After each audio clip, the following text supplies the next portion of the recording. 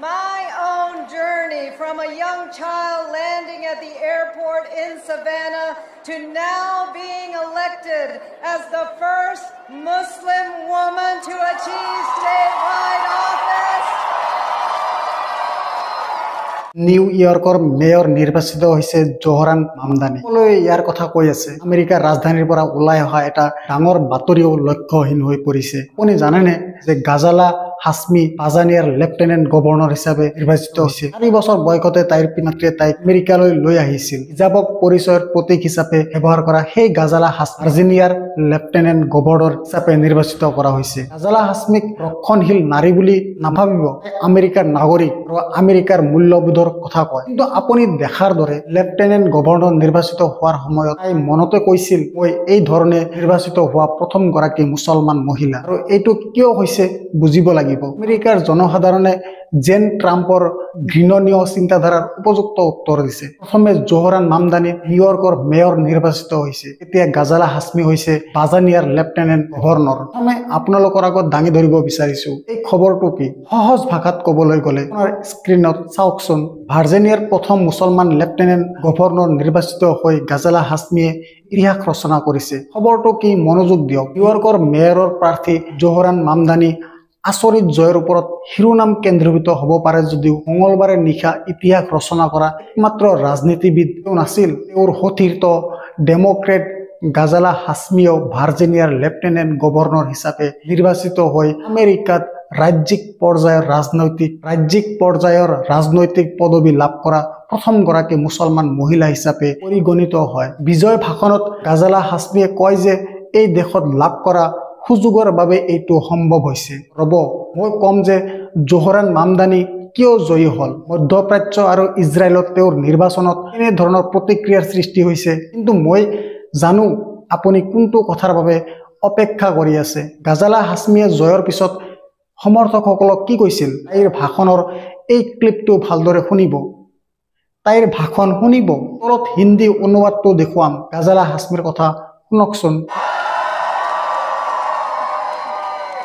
Virginia has chosen leadership that lifts up people instead of tearing them down. And together we have proven that in Virginia, a child's name, a family's personal struggles, and a community's identity are not barriers to belonging.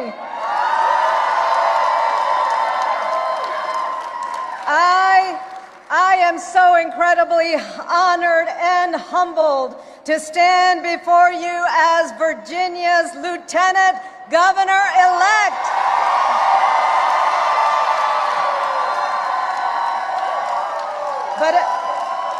But as we all know, this moment of success is not mine alone. It belongs to every Virginian who believes that our politics must be more hopeful, more inclusive, and focused on solving problems instead of scoring points on the backs of other people's pain. It belongs to every parent who aspires to strong educational opportunities for their children. It belongs to all of our workers whose labor deserves respect and dignity. It belongs to the countless young people who refuse to sit on the sidelines and instead are charting a path forward through talent and skill, ingenuity and determination. My own journey from a young child landing at the airport in Savannah to now being elected as the first Muslim woman to achieve statewide office.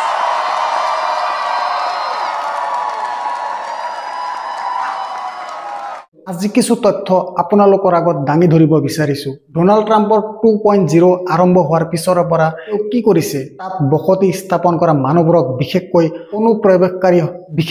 অনুপ্ৰৱেশকাৰীক তেওঁ দমন কৰিছে। তেওঁৰ ICEৰ বিৰুদ্ধে ব্যাপক প্ৰতিবাদ হৈছে। সমগ্ৰ আমেৰিকাত চিকাগো হওক বা নিউয়ৰ্ক হওক বা বষ্টন হওক সকলো ঠাইৰ পৰা মানুহ ৰাজপথলৈ ওলাই আহি প্ৰতিবাদ কৰি আছে। ট্ৰাম্পৰ ঘৃণনীয় চিন্তাধাৰাৰ উত্তৰ দি আছে। এতিয়া গাজালা হাছমি লেফটেনেণ্ট গভৰ্ণৰ, নিউয়ৰ্কৰ মেয়ৰ হ'ল জোহৰান মামদানি। কিন্তু আপুনি হয়তো জানিবলৈ অপেক্ষা কৰি আছে গাজালা হাছমিৰ পটভূমি কি।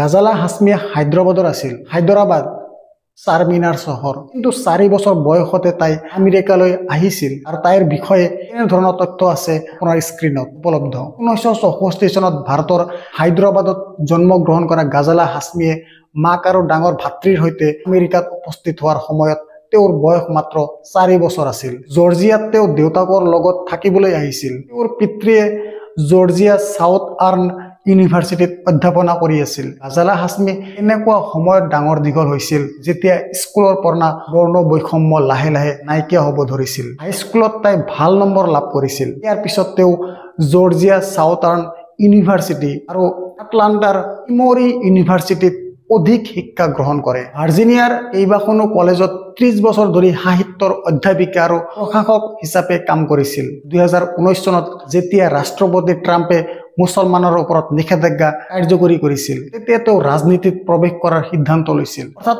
ডোনাল্ড ট্ৰাম্পৰ ঘৃণনীয় মতাদৰ্শৰে ৰাজনীতিত প্ৰৱেশ কৰিছিল গাজালা হাছমিয়ে। তাইৰ নিৰ্বাচন অতি তাৎপৰ্যপূৰ্ণ, কিন্তু এই বিষয়টো তলৰ পৰা নাচাব, আপুনি ইয়াক মনোনিৱেশ কৰা দৃষ্টিভংগীৰে চাব লাগিব। ট্ৰাম্প পুনৰ ক্ষমতালৈ অহাৰ পিছৰে পৰা তেওঁৰ ঘৃণনীয় মতাদৰ্শ বাঢ়িছে। কেৱল আমাৰ দেশৰ মুছলমানসকলৰ প্ৰতি নহয়, মধ্যপ্ৰাচ্যত তেওঁলোকৰ সমগ্ৰ চিন্তাধাৰা হৈছে তেওঁলোকে ইৰাণৰ পাৰমাণৱিক ৰিয়েক্টৰক কেনেকৈ আক্ৰমণ কৰিছিল আৰু তাৰ পিছত তেওঁ নিজকে শান্তি ৰাষ্ট্ৰদূত বুলি কৈছে। তাত থকা মানুহে তেওঁৰ দ্বৈত মানদণ্ড দেখিছে। তেওঁ বেঞ্জামিন নেতানিয়াহুক যিদৰে সমৰ্থন কৰে, এই সকলোবোৰ কথাত তাত থকা মানুহবোৰৰ খং উঠিছিল। এইকাৰণেই জোহান মামদানিয়ে ইমান ডাঙৰ জয়লাভ কৰিছিল আৰু গাজালা হাছমিয়ে ইমান ডাঙৰ জয়লাভ কৰিছে। আটাইতকৈ ডাঙৰ কথাটো হ'ল জোহৰান মামদানিৰ নিৰ্বাচনক লৈ মধ্যপ্ৰাচ্য আৰু ইজৰাইলত প্ৰতিক্ৰিয়াৰ সৃষ্টি হৈছে। প্ৰথমে মই আপোনালোকক ক'ব বিচাৰিছোঁ যে মধ্যপ্ৰাচ্যৰ পৰা কি প্ৰতিক্ৰিয়া আহি আছে। তেওঁৰ নিৰ্বাচনৰ বিষয়ে আল জাজিৰাই কি ক'লে আপোনালোকৰ স্ক্ৰীনত। কাটাৰৰ আল জাজিৰা ৱেবছাইটত প্ৰকাশ পাইছে যে কমিউনিষ্ট হিচাপে পৰিচিত মুছলমান মামদানিয়ে নিউয়ৰ্কত ইতিহাস ৰচনা কৰিছে। আল জাজিৰাৰ চেনেলত মামদানিৰ সমৰ্থকসকলে উদযাপনৰ আভাস দেখুৱাই ইয়াক অসাধাৰণ আৰু ঐতিহাসিক নিৰ্বাচন বুলি অভিহিত কৰে। চেনেলটোৰ সাংবাদিকজনে জনোৱা মতে 20 লাখতকৈ অধিক লোকে ভোটদান কৰে। 20 লাখতকৈ অধিক লোকে ভোটদান কৰে। নিউয়ৰ্কৰ মেয়ৰৰ নিৰ্বাচনত এইটোৱে আছিল দশক ধৰি সৰ্বাধিক ভোট, দশক ধৰি সৰ্বাধিক ভোটদান। কিন্তু আপোনাৰ মনত প্ৰশ্নটো হ'ব পাৰে, মামদানি কেনেকৈ জয়ী হ'ল? এইটো নিজৰ বাবে তাৎপৰ্যপূৰ্ণ। কেৱল কৃষ্ণাংগ লোকৰ সমৰ্থনত মামদানিয়ে জয়ী হ'ব নোৱাৰিলেহেঁতেন। যদি আমি নিউয়ৰ্কলৈ চাওঁ, এইটো আপোনালোকৰ স্ক্ৰীনত নিউয়ৰ্কৰ টাইমছ স্কুৱেৰ। নিউয়ৰ্কলৈ চালে নিউয়ৰ্ক বিভিন্ন দেশৰ মানুহে বসবাস কৰা এখন চহৰ। অৰ্থাৎ নিউয়ৰ্ক সঁচাকৈয়ে এখন কসমপলিটান চহৰ। এতিয়া মই আপোনালোকৰ আগত নিউয়ৰ্কৰ সামগ্ৰিক গঠনসমূহ উপস্থাপন কৰিব বিচাৰিছোঁ। ইয়াত কিমান শতাংশ মানুহ উপস্থিত আছে, ভোটাৰৰ সংখ্যা কিমান, আৰু এই ভোটাৰসকল ক'ৰ পৰা আহে। চৰকাৰী পৰিসংখ্যা অনুসৰি নিউয়ৰ্কৰ 48% জনসংখ্যাই ইংৰাজীৰ বাহিৰে আন ভাষা কয়। ইয়াৰে 37% লোক বিদেশত জন্মগ্ৰহণ কৰা। জনসংখ্যাৰ তথ্যসমূহ গভীৰভাৱে চালে ইয়াৰ বৈচিত্ৰ্যৰ উন্নত ছবি এখন পোৱা যায়। চৰকাৰী পৰিসংখ্যা অনুসৰি 2023 চনত নিউয়ৰ্কৰ জনসংখ্যা 85 লাখ আছিল। ইয়াৰে 35.85% বগা ৰঙৰ, 22.7% কৃষ্ণাংগ বা আফ্ৰিকান আমেৰিকান, 5.52% অন্যান্য জাতিৰ আৰু বাকী জনসংখ্যা আমেৰিকাৰ থলুৱা, স্থানীয় হাৱাই, প্ৰশান্ত মহাসাগৰীয় দ্বীপপুঞ্জৰ লোক আৰু বহু জাতিক ব্যক্তিৰে গঠিত।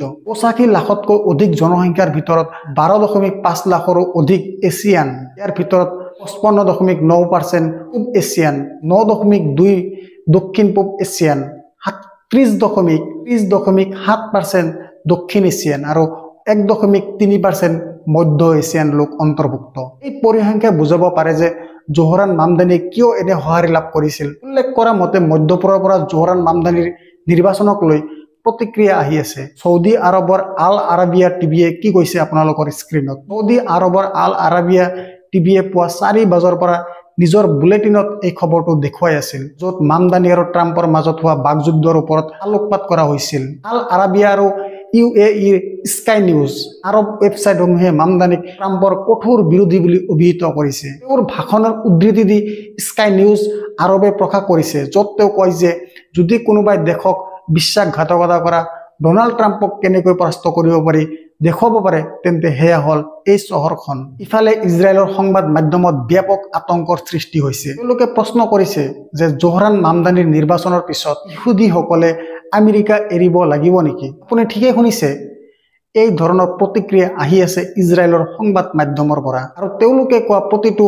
শব্দৰ প্ৰতি মনোযোগ দিয়ক। ইজৰাইলৰ সংবাদ মাধ্যমে জোহৰান মামদানিৰ মুছলমান পৰিচয় আৰু ইজৰাইল বিৰোধী নীতিৰ ওপৰত গুৰুত্ব আৰোপ কৰে। এটা সোঁপন্থী চেনেলে তেওঁক পেলেষ্টাইনী সমৰ্থক বুলি অভিহিত কৰিছিল। কাকত ইজৰাইল হায়েমে তেওঁক জায়নিষ্ট বিৰোধী কণ্ঠৰ অন্যতম বিশিষ্ট কণ্ঠ বুলি অভিহিত কৰে। ইজৰাইলৰ বেছিভাগ নিউজ চেনেলে মামদানিৰ মুছলমান পৰিচয়ৰ ওপৰত গুৰুত্ব আৰোপ কৰিছিল। সোঁপন্থী কাকত ইজৰাইল হায়েমে তেওঁক দেশৰ অন্যতম বিশিষ্ট জায়নিষ্ট বিৰোধী কণ্ঠ বুলি অভিহিত কৰা বুলি চেনেল 14 নিউজে শিৰোনাম দখল কৰিছে। পেলেষ্টাইনী সমৰ্থক মামদানিয়ে আৰবী ভাষাত বিজয় ভাষণ আৰম্ভ কৰে। লাইভ কভাৰেজৰ সময়ত চেনেলটোৱে কয় যে বিগত 20 বছৰত আমেৰিকাত ইজৰাইলৰ প্ৰতি ঘৃণা বৃদ্ধি পাইছে আৰু তাৰ ফল হৈছে মামদানিৰ জয়। চেনেল 12 নিউজৰ এজন সাংবাদিকে প্ৰকাশ কৰা অনুসৰি নিউয়ৰ্কৰ 16ৰ পৰা 30% ইহুদী ভোটাৰে মামদানিক ভোট দিছিল, যিয়ে ষ্টুডিঅ'ৰ পেনেলিষ্টসকলক আচৰিত কৰি তুলিছে। এজন এংকৰে সুধিলে, এতিয়া ইহুদীসকলে নিউয়ৰ্ক এৰি যাবনে? গতিকে আপুনি দেখিছে, মামদানিৰ সমৰ্থক কেৱল এছিয়ান মানুহেই নহয়, সকলোৱে সমৰ্থন কৰিছিল। এনে ধৰণৰ সমৰ্থন গাজালা হাছমিকো দিছিল। এইটো এটা বাৰ্তা, কাৰণ আমাৰ দেশত কি হৈ আছে? যোৱা 11 বছৰে সংবাদ মাধ্যমে পাঠ দি আহিছে, মানুহৰ হীৰাত বিষাক্ত বিষ সোমাই আছে। আমি সেই বিষৰ দ্বাৰা প্ৰভাৱিত নহওঁ, আমি সেই বিষৰ দ্বাৰা প্ৰভাৱিত হওঁ। আমাৰ দেশৰ জনসাধাৰণে ক্ষতিগ্ৰস্ত হৈছে, কিন্তু আমেৰিকাই ট্ৰাম্পক উপযুক্ত উত্তৰ দি আছে, তাৰ ঘৃণনীয় চিন্তাধাৰাৰ প্ৰতি সঁহাৰি জনাইছে, আৰু নিৰ্বাচিত হোৱা এই সকলো মানুহ উগ্ৰ মুছলমান নহয়, আমেৰিকাৰ ব্যৱস্থা অংশ। গাজালা হাছমি এগৰাকী অধ্যাপক, এগৰাকী উচ্চ শিক্ষিত ছাত্ৰ।